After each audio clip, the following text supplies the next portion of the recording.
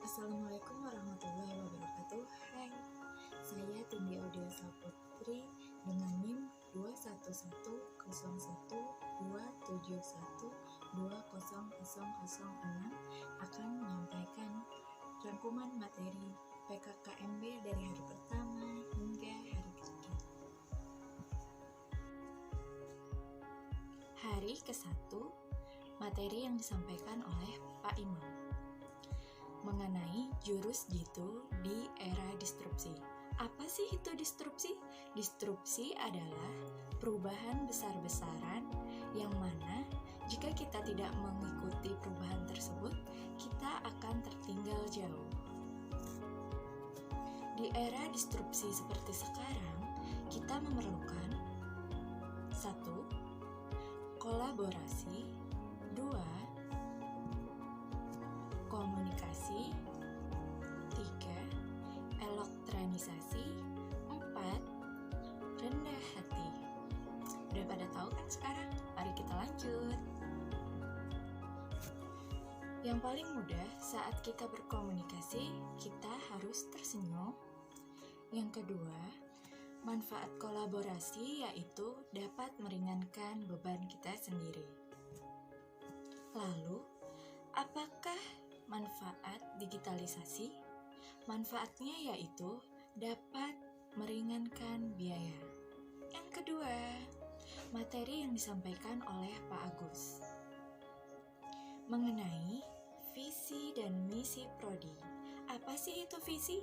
Visi adalah gambaran yang realistis untuk masa depan. Lalu, apakah itu misi? Misi adalah tindakan yang digunakan untuk mencapai visi tersebut. Visi PKH yaitu menjadi lembaga yang unggul dalam memajukan iptek serta inovasi dalam layanan untuk berkebutuhan khusus. Lanjut yuk, kita bahas misi tentang prodi PKH, yaitu mewujudkan tata kelola PKH yang transparan. Selanjutnya, mengembangkan teknologi dalam pendidikan khusus. Materi ketiga, materi ini disampaikan oleh Ibu Eviani Damastuti yang berisi tentang kurikulum. Kurikulum adalah rencana mengenai tujuan, bahan, serta isi dalam kegiatan. Sekarang kita bahas perkembangan kurikulum yuk. Kurikulum dimulai dengan kurikulum 2013, lalu 2016, dan selanjutnya adalah kurikulum 2020 yang disebut dengan MBKM. Sekarang kita lanjut ke materi hari kedua PKKMB. Materi pertama disampaikan oleh Pak Didin mengenai pengenalan dan pemanfaatan Simari ULM. Yang dapat kita lakukan di Simari ULM yaitu login, edit, menginput data, mendownload hasil KRS, mendownload hasil nilai, serta yang keenam adalah logout. Sebelum kita membahas lebih jauh, apa sih Simari itu? Simari adalah sistem informasi ULM yang terintegrasi. Login Simari sangat mudah, menggunakan NIM kita dan password yang kita gunakan saat disirama. Materi ketiga yang disampaikan oleh Ibu Mirnawati mengenai etika berkenaan dengan apa yang baik dan apa yang buruk. 1. Etika berkomunikasi. Saat kita berkomunikasi, kita harus memiliki perilaku sopan dan santun. 2. etika berhias seperti menutup aurat dan tidak berlebih-lebihan dalam bermake up. Selanjutnya, etika mengirim pesan kepada dosen. 1. Perhatikan waktu untuk mengirim pesan kepada dosen. Yang kedua, mengucapkan salam, perkenalkan diri kita, sebutkan prodi kita, angkatan kita, yang keberapa, gunakan bahasa Indonesia, dan lain-lain. Lalu, etika dalam menelpon dosen. Bagaimana itu? Yang pertama, kita membuat izin terlebih dahulu kepada dosen yang bersangkutan. Etika masuk ke dalam prodi, yaitu mengucapkan salam, memperkenalkan diri, lalu berpakaian yang rapi.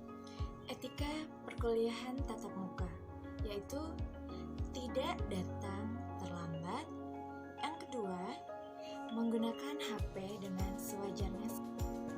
Selanjutnya, ada juga etika perkuliahan daring atau online, yaitu hadir tepat waktu, berpakaian rapi, dan yang terakhir, bersikap responsif.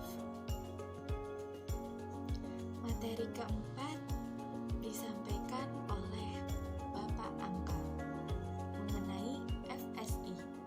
Apa sih itu FSI? FSI adalah Forum Studi Islam. Organisasi ini berada di luar mata kuliah. Lalu, kita pasti ingin tahu apa kegiatan dari FSI. Yang pertama, seperti menyiapkan Isra Miraj. Yang kedua, Maulid Nabi. Yang ketiga, pengajian Al-Quran. Oke, materi untuk hari kedua sudah habis. Sekarang kita lanjut ke materi PPKMB hari ketiga.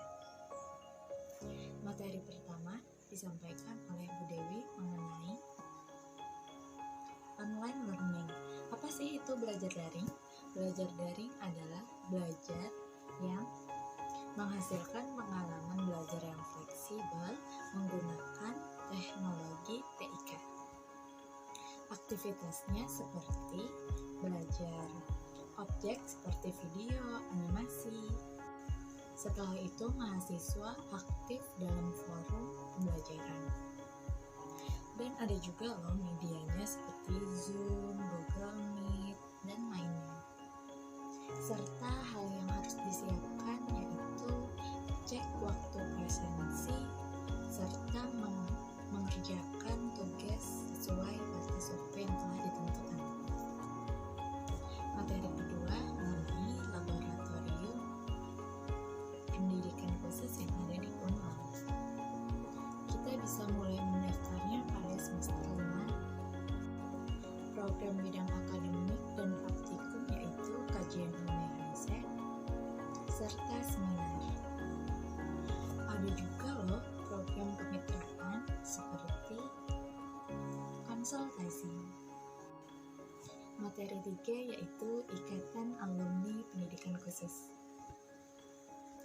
Walaupun nanti kita sudah lulus dari program pendidikan khusus ini, kita juga memiliki ikatan alumni loh di PKH. Sekian rangkuman materi PPKMB dari saya. Wassalamualaikum warahmatullahi wabarakatuh.